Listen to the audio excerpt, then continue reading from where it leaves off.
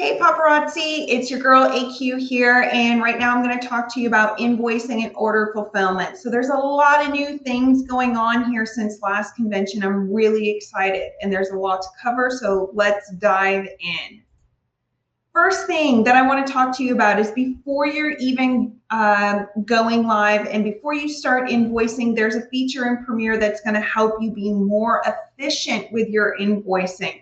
And that is using the register link from your online store. So you're going to find that by going to these instructions, follow the settings, copy the link, then go to your online store and then click register, and that's going to be your register link. Now, I know when you're going live, a lot of times you're like, if you're new and you're shopping with me, click the link that's pinned in my comments. This is the link that you want to be using. You don't need to be using Postables anymore or any of those others. You want to be using your register link because that creates the customer in your Premiere app, and it makes it a lot more efficient for you to be able to create those invoices come invoicing day.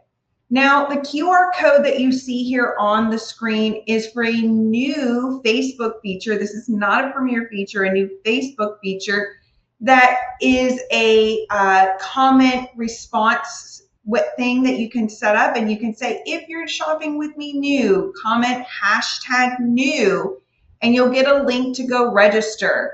These are the instructions for how you would set up that #new comment reply system so that it automatically sends them the register link as well. It's a great new feature from Facebook. So just be mindful, these are Facebook instructions, and that's not something that the Wayru team or the Paparazzi support team are going to be helping you with. You want to follow these instructions right here. So let's talk about very important invoice settings before we actually dive into invoicing. So these are the settings we need to talk about and break down.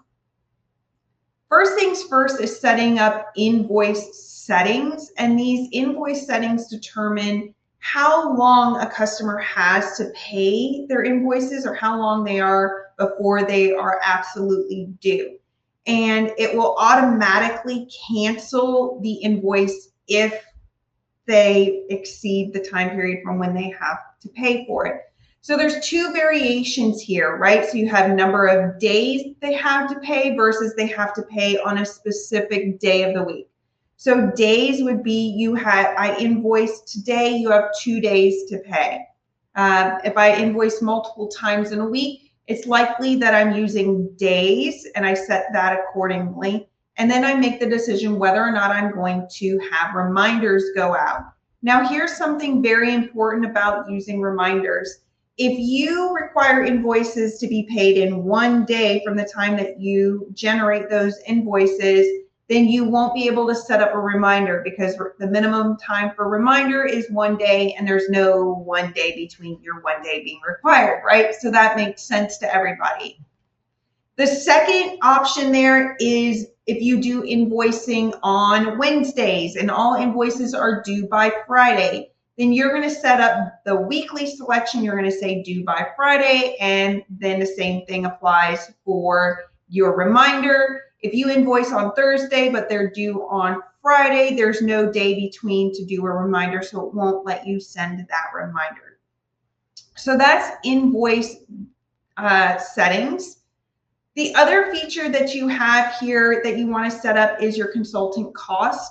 If you want to recoup back that sales tax that you already paid at the retail amount with Paparazzi, you make that decision on here and turning it on. Now, it is very important to know that when you turn it on or off here, it is turning it on for both invoicing and your online store.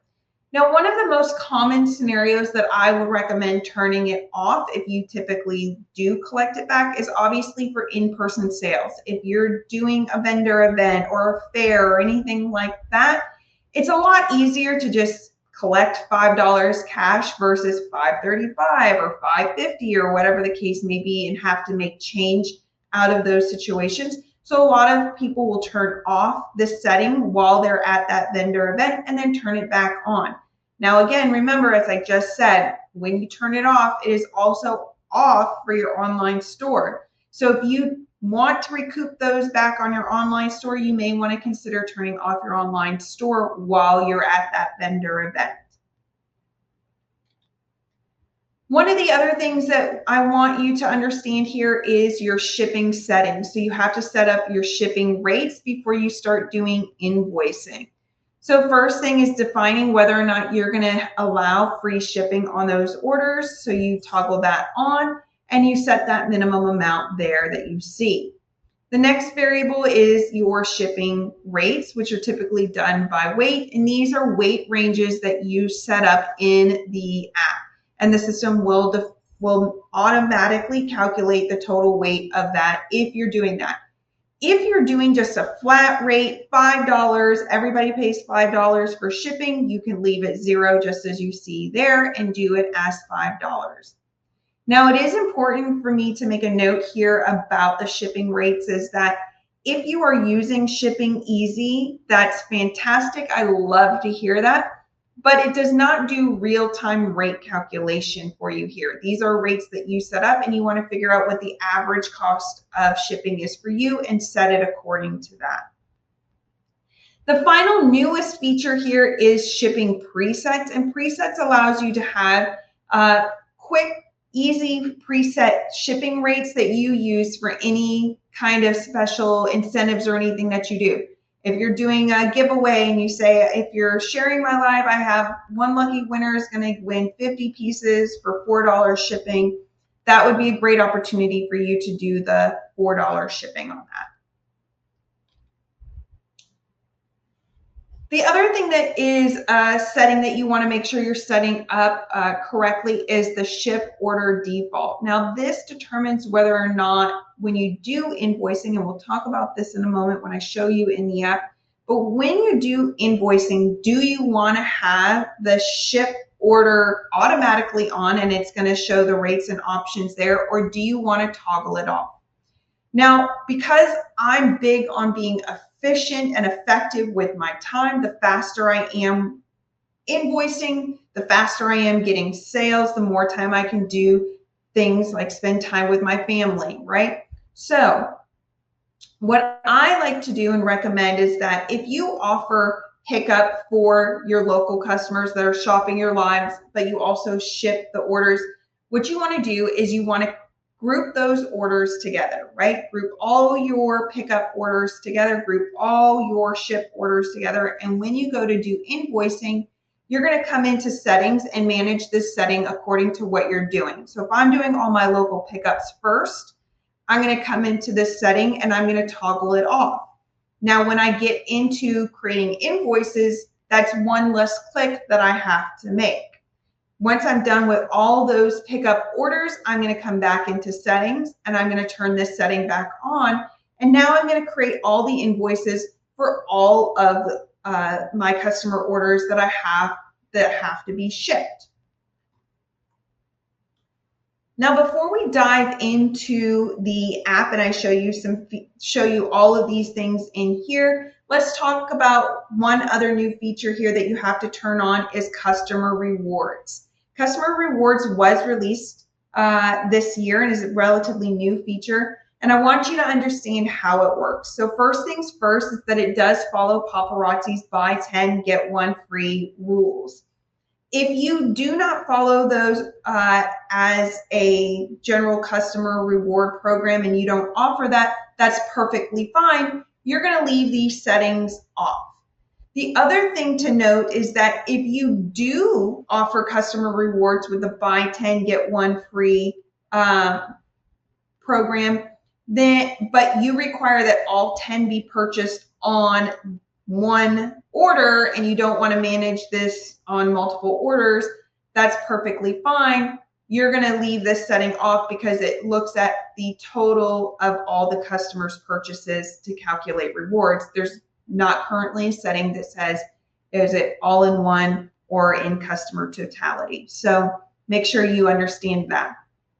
Now, if you're in the latter group where you do offer customer rewards and it's perfectly fine that they get those rewards after their 5th order or their 2nd order of purchasing 10 items with you, then you're going to come in and you're going to turn this setting on to start that.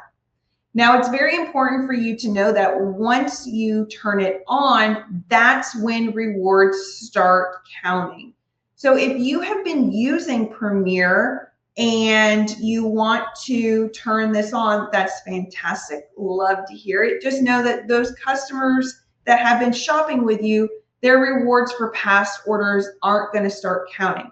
So you will need to go in and manage those as an individual basis, and let me show you where you're going to do that. So you're going to go find that customer and you're going to click on customer rewards, and this is where you're going to come in and you're going to update those rewards for them. So you can put that in. Andrea's had 10 pieces, so she's already ready for 1 free piece. If you've been keeping track of that elsewhere, you can do that. Now, when your customers shop with you and they get their invoices, they are also going to see that they have a reward that's eligible, and they can see how many pieces they are away from redeeming or earning another free piece with you. So this is like a digital punch card for them. So let's talk about invoicing and creating an invoice before I dive into the app here. So let's break it down and talk about this. So first thing to create an invoice is you're going to click on the plus icon found in the top of your screen there, and then you're going to search for your customer. Now, because you're following my recommendation from the beginning of this training where I talked about using the hashtag new or sharing the register link, you already have your customers in there, so you just have to search. Remember, I want faster invoicing that gets me time with my family and faster sales. So I'm following those recommendations.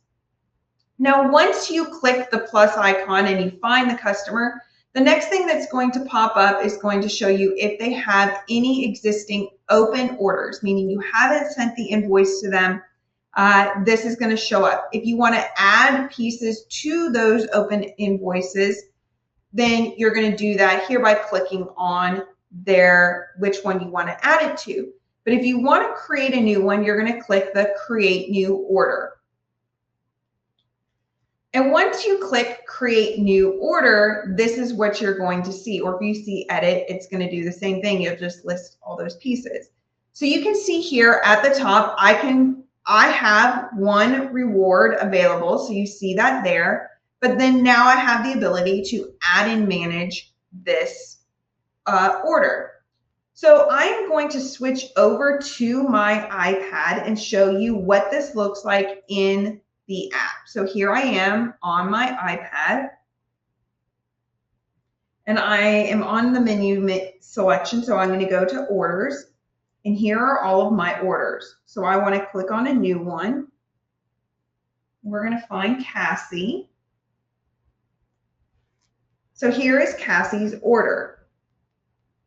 Or a new order for Cassie, I apologize. She doesn't have any rewards yet, so that tells me that.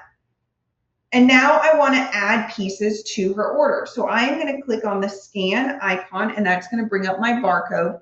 And I have her bin here. So she wants the pieces from my look today, my host look. So I am going to scan those pieces. So you can see here that it's scanning. Well, now that's kind of a pain that my scan went away. So a new feature that we have is if you click on the scan, down at the bottom, you can see the little button in pink that says continuous scan on. Now I'm going to leave that on, and that's fewer clicks for me. Remember, fewer clicks, faster invoicing, faster money making. So click here, get that scanned. See how that popped up? Got another one here. See how that scanned and popped up? This one's a little funky. It's got a bracelet. Let's see if I follow my rules. If it scans. There we go. So now I've added those 3 pieces for her basket, and I am done adding what I have. But I have these beautiful earrings that she wants that I don't have the barcode for. So how do I add those vintage pieces that I don't have a barcode for? I click on Add Items, And I'm going to come over here to barcode unavailable, and I am going to select earrings 1, add items, and here we go. So one of the most common questions you're probably going to get in your head is, well, how do I add the rewards if they have rewards? If they have a reward, you click on the ellipses button next to each piece. And if they have a reward, it's going to show in this option. So you can see I have giveaway or change quantity. It is important to note, giveaway is not a reward. And it is the only feature, the only option is reward that will automatically apply if they have a reward. So if I want to give this piece away, that's just me being kind and giving that piece away. Now I'm ready to send her that invoice, and I click review. Now it gives me the options to invoice. So I can choose no shipping needed, just confirming that. And I can choose to send the email or copy the link to send that to her. If I need to change the invoice, because I know Cassie's on a trip and I need to make changes to that, I can come here where it says invoice due date is today, and I am going to change that. I know she won't be back until the 14th, so I'm going to set that and save. And now her invoice, the individual invoice, won't be due until the 14th, but all my other invoices that I create will be due today. I'm going to go ahead and come back to slides, and we're going to talk a little bit more about canceling invoices.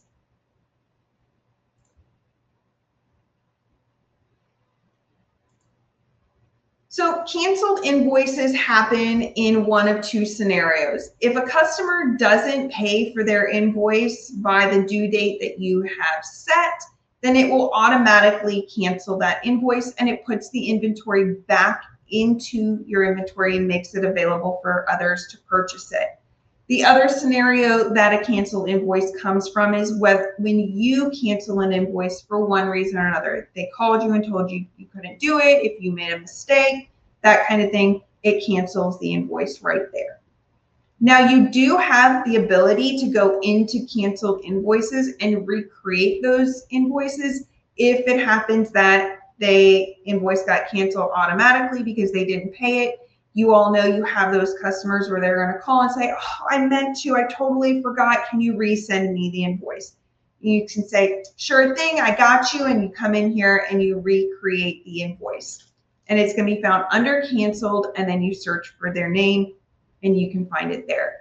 Now, here's something very important about canceled invoices is that a canceled invoice puts the inventory back into available to be purchased through your online store. So what happens when you recreate that invoice is it's going to check to make sure all the original items are still available in your inventory. If they're not still available, then only those items that are still available will be created on that recreated invoice. So now let's talk about order fulfillment. But before we talk about order fulfillment, I first need you to understand how order filters works, because that's going to help you understand the process for order fulfillment. So across the top, you have these different order filters. You have open, these are invoices you just created, but you haven't sent them to your customers just yet. Invoiced are those orders that you have sent to customers, meaning you have sent the invoice, you've invoiced them for their purchase, and you're just waiting for that payment. Paid is self-explanatory. It's a paid, you got payment on that. Completed means that you have completed the steps of fulfilling it or generating the label if you're using ShippingEasy. Canceled, as we just talked about, either you canceled it or the system automatically canceled it because it expired. And then return is when you have to do a return or a refund on any of the purchases your customers have made. So now that you understand the filters, let's talk about how you do order fulfillment. So my recommendation is always going to be to use ShippingEasy because it really does make it that much easier. So definitely watch the trainings from this year's convention about ShippingEasy to learn how you set all of that up if you're not already using it. But what happens when you use ShippingEasy in the app is that the paid orders automatically, and I love the word automagically go to ShippingEasy for you. We send the shipping address, we send the pieces, we send the weight, we send all of that information over, and with your pre-configured packaging, it adds the shipping weight total plus your packaging total and calculates exactly your shipping costs and makes it that easy. Then what happens is when you generate that label, ShippingEasy notifies your Premiere app that that order has been shipped, and it moves it from paid to completed automatically, and you don't have to do anything. Now, I know sometimes some people find it hard to switch and they love ShippingEasy. Can't say the name because it hurts my heart to say that name. But if you still continue wanting using ShippingEasy, but you also want to utilize Premiere, that's okay. We've got you covered. It's just a little bit more manual for you to move orders from paid to completed. And you're going to do that by clicking on the ship order button that you see here down at the bottom. And it's going to pop up a screen and it's going to ask you, how did you ship it? It's going to ask if you want to provide tracking information. This is all informational for you. There's nothing in Premiere app that's required for you to fill out those fields. And you are going to mark it shipped and it moves it from paid to completed. Now, the other thing that's important to understand is if you are going to use a system like ShippingEasy instead of ShippingEasy, that information for tracking or anything like that does not come out of Premiere. So providing that information is simply just for you. Whereas with ShippingEasy, as you watch those trainings, you see that they have the emails, they're perfectly formatted, it includes the images, all the things like that with that as well, with the shipping confirmations from ShippingEasy. So with that, that is your invoicing and order fulfillment. I hope that you've learned something new in this training and gotten some great pieces of advice that you can apply to your business. As with everything, we love feedback. We value your feedback, but we want to make sure you're also using the app. So get in there, click around, do the things, run your business through this, and give us that feedback based on how you're using the app. And we'd love to take that into consideration. And with that being said, definitely check out the other training videos from this year's convention and hope you like those as well. Thank you.